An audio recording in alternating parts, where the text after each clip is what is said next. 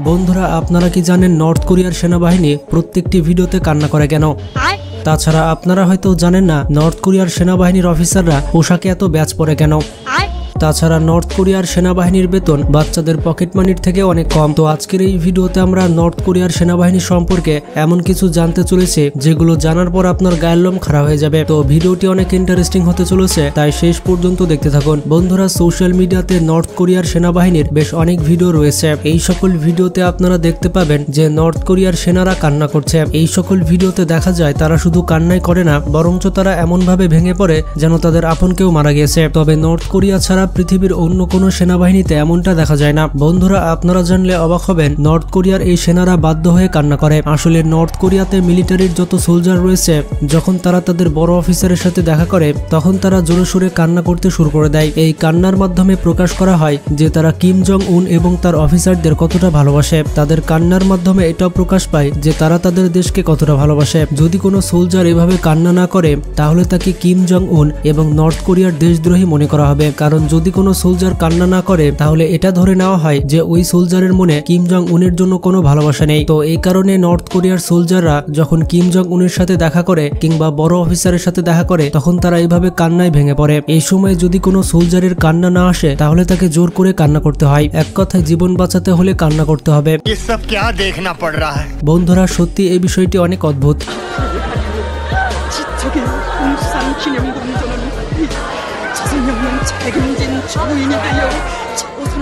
বন্ধুরা, যদি আপনারা নর্থ কোরিয়ার মিলিটারি ভিডিও দেখে থাকেন তাহলে হয়তো আপনি একটি বিষয় লক্ষ্য করেছেন, কিম জং উনের আশেপাশে যত বড় বড় অফিসার রয়েছে তাদের পোশাকে এতগুলো ব্যাচ রয়েছে। তাদের পোশাক সম্পূর্ণ মেডেল এবং ব্যাচে ভর্তি। তাদের পোশাকে এত পরিমাণ মেডেল রয়েছে যে তাদের পোশাক পরারই দরকার নেই। সাধারণত একটি সোলজারকে তখন মেডেল দেওয়া হয় যখন সে কোনো যুদ্ধ জয় করে আসে কিংবা অনেক বড় কোনো মহৎ কাজ করে থাকে। কিন্তু অবাক করা বিষয়টি হচ্ছে, নর্থ কোরিয়া এমন একটি দেশ যে দেশটি গত 60 থেকে 70 বছরে কোনো যুদ্ধ করেনি। যদি নর্থ কোরিয়ার সোলজাররা কোনো যুদ্ধ নাই করে থাকে তাহলে তাদের পোশাকে এত মেডেল কোত্থেকে আসলো? তাদের পোশাকে এত পরিমাণ মেডেল রয়েছে যেন পৃথিবীর সকল যুদ্ধ নর্থ কোরিয়ার সেনাবাহিনীরাই জয় করেছে।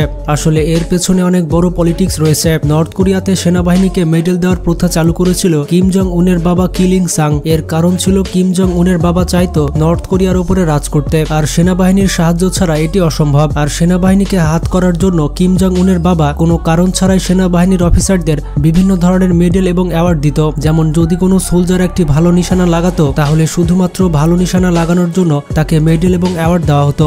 এছাড়া কোনো সোলজারের যদি ডিসিপ্লিন ভালো থাকতো তবুও তাকে মেডেল দেওয়া হতো। এমনকি কিম জং উনের বাবা সুযোগ পেলে এই মেডেল এবং অ্যাওয়ার্ড দেওয়া হাতছাড়া করতো না। আর এত পরিমাণ মেডেল পাওয়ার কারণে সেনাবাহিনীর অফিসাররা কিম জং উনের বাবাকে অনেক ভালোবাসত। আর বর্তমানেও কিম জং উন তার বাবার এই ট্রেডিশন ফলো করছেন। অবাক করা বিষয়টি হচ্ছে, মেডেল দেওয়ার এই প্রথা 3 প্রজন্ম ধরে চলে আসছে। যেমন কোনো সোলজার যদি 20 থেকে 30টি মেডেল পায় আর যখন তার ছেলে মিলিটারিতে আসবে তখন এই মেডেলগুলো তার ছেলের কাছে চলে যাবে। এমনকি যখন তৃতীয় প্রজন্ম আসবে তখন ওই সোলজারের বাবা এবং দাদার যত ব্যাচ ছিল সেই ব্যাচ এবং মেডেলগুলো তার কাছে চলে আসবে। মানে উত্তরাধিকার সূত্রে এই মেডেলগুলো চেঞ্জ হয়।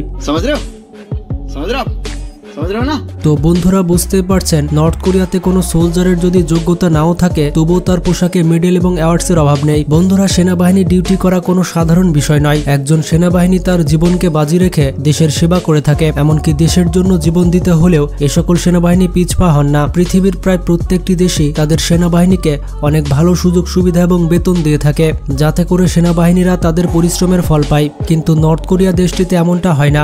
এই দেশটির সেনাবাহিনীরা অনেক কম বেতন পেয়ে থাকে। নর্থ কোরিয়ার সেনাবাহিনীর সর্বোচ্চ অফিসারের কাছে 4টি স্টার থাকে এবং তাদের বেতন হয়ে থাকে $1200। এছাড়া যে সকল অফিসারের কাছে 3টে স্টার রয়েছে তারা $1100 পেয়ে থাকে। এছাড়া যে সকল অফিসারদের কাছে 2 স্টার রয়েছে তারা $700 বেতন পেয়ে থাকে। যারা উচ্চ পদস্থ অফিসার রয়েছে তাদের বেতন তো মেনে নেওয়া যায়, কিন্তু যারা সোলজার রয়েছে তাদের বেতন এতটাই কম যে মেনে নেওয়ার মতো নয়। নর্থ কোরিয়ার সেনাবাহিনীতে যে সৈনিক রয়েছে তাদের মাসিক বেতন $4 থেকে $6। নর্থ কোরিয়ার টাকার হিসাব করলে সেখানে একজন সৈনিক মাসে 3000 থেকে 6000 টাকা পেয়ে থাকে। আর এত কম বেতনে একজন সোলজারের কিছুই হয় না। নর্থ কোরিয়ার এই সকল সৈনিকদের চেহারা দেখলে বোঝা যায় যে তারা 2 বেলা ঠিকমতো খেতেই পায় না। পৃথিবীর অন্যান্য দেশের সেনাবাহিনীকে ভালো বেতন তো দেওয়াই হয়, এর পাশাপাশি ভালো খাবার দাবার দেওয়া হয় যাতে করে সেনাবাহিনীরা তাদের শক্তি বজায় রাখতে পারে। এমনকি বাংলাদেশ এবং ভারতের সেনাবাহিনীকে অনেক ভালো খাবার দাবার দেওয়া হয়, এর পাশাপাশি পর্যাপ্ত পরিমাণ সুযোগ সুবিধা দেওয়া হয়। কিন্তু নর্থ কোরিয়াতে এমনটা হয় না।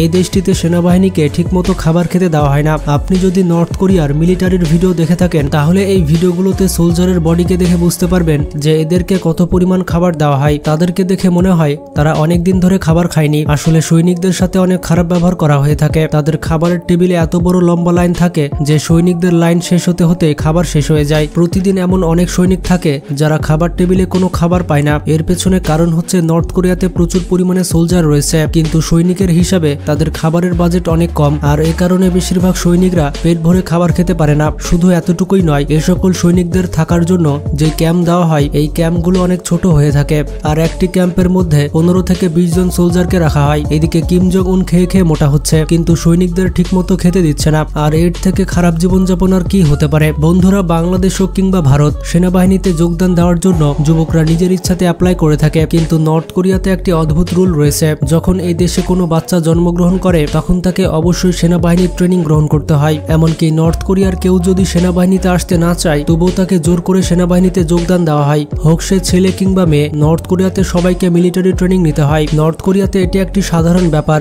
এই দেশটিতে প্রত্যেকটি ছেলেকে 10 বছরের বাধ্যতামূলক ট্রেনিং নিতে হয়, আর এইভাবে প্রত্যেকটি মেয়েকে 7 বছরের বাধ্যতামূলক ট্রেনিং নিতে হয়। এর থেকেও অবাক করা বিষয়টি হচ্ছে এত বছর ধরে ট্রেনিং দেওয়ার পরও তাদেরকে কোনো স্যালারি দেওয়া হয় না। তবে যদি কেউ কিম জং উনের মন জয় করতে পারে তাহলে তার ট্রেনিং পিরিয়ড 10 বছর থেকে কমিয়ে 5 বছর করে দেওয়া হয়। তাছাড়া নর্থ কোরিয়াতে কেউ যদি ডক্টর কিংবা সায়েন্টিস্ট হতে চায় তাহলে তার ট্রেনিং পিরিয়ড কমিয়ে 3 বছরের বাধ্যতামূলক ট্রেনিং নিতে হয়। কিন্তু তারপরও নর্থ কোরিয়াতে প্রত্যেকটি ছেলে এবং মেয়েকে বাধ্যতামূলক মিলিটারি ট্রেনিং দেওয়া হয়। বন্ধুরা, সেনাবাহিনীর ড্রেস পরে প্রত্যেকটি সোলজার নিজেকে গর্ববোধ করে। এতে কোনো সন্দেহ নেই যে মিলিটারি ড্রেসগুলো অনেক ইউনিক হয়ে থাকে এবং এই ড্রেস পরার মধ্যে অন্যরকম একটি ফিল রয়েছে। যখন কোনো সেনাবাহিনীর ড্রেস তৈরি করা হয় তখন এই বিষয়টি মাথায় রাখা হয় যেন এটি কমফোর্টেবল ড্রেস হয়। কিন্তু নর্থ কোরিয়ার সেনাবাহিনীর পোশাক পুরো পৃথিবী থেকে আলাদা হয়, যেখানে সাধারণ একজন সোলজার তার মিলিটারি ইউনিফর্ম পরে নিজেকে কমফোর্টেবল ফিল করে, কিন্তু নর্থ কোরিয়ার সেনাবাহিনীর পোশাকগুলো অনেক আনকমফোর্টেবল হয়। নর্থ কোরিয়ার সেনাবাহিনীকে যে পোশাক দেওয়া হয় সেই পোশাকের কোয়ালিটি অনেক খারাপ হয়। প্রথমত, সৈনিকরা তাদের সাইজে এই পোশাক পায় না, আর দ্বিতীয়ত তাদের যে ইউনিফর্ম দেওয়া হয়